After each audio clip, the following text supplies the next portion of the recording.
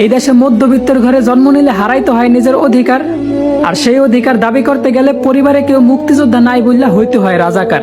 তো বলি, দেশের জন্য মুক্তিযোদ্ধারা 9 মাস যুদ্ধ করছে মানুষের অধিকার ফিরিয়ে দেওয়ার জন্য ভাই। সব সুযোগ সুবিধা শুধু তার 14 গোষ্ঠীরই দেওয়ার জন্য বললা যায় নাই।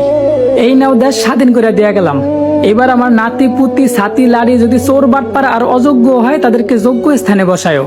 রক্ত দেওয়ার সময় কোনো মুক্তিযোদ্ধাই কিন্তু এই কথা বললা যায় নাই, বরং মানুষ যাতে তার যোগ্য অধিকার ফিরে পায় সেই জন্য হাজারো লক্ষ কোটি নারী পুরুষ রক্ত দিছে ভাই।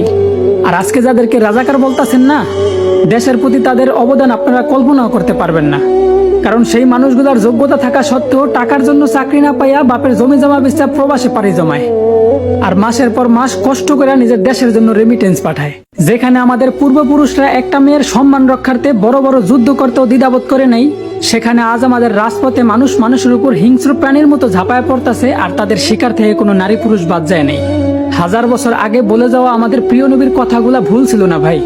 মানুষ এখন কি কারণে মরতেছে আর কি কারণে মারতেছে, এই দুইটা প্রশ্নের একটা উত্তরও কারো কাছে নাই। এখন বিচারকদের কানে কখনোই পৌঁছাইব না যদি বলি বিচার চাই বিচার চাই, কারণ বিচারকদের কান অনেক আগে থেকেই টাকা দিয়া বন্ধ করে দেওয়া আছে ভাই। তো পরিশেষে একটা কথা খুব দুঃখ নিয়েই বলতে হবে আমার, যে নিজের এক স্বাধীন দেশের নাগরিক হিসাবে পরিচয় দিতে লজ্জা হয় আমার।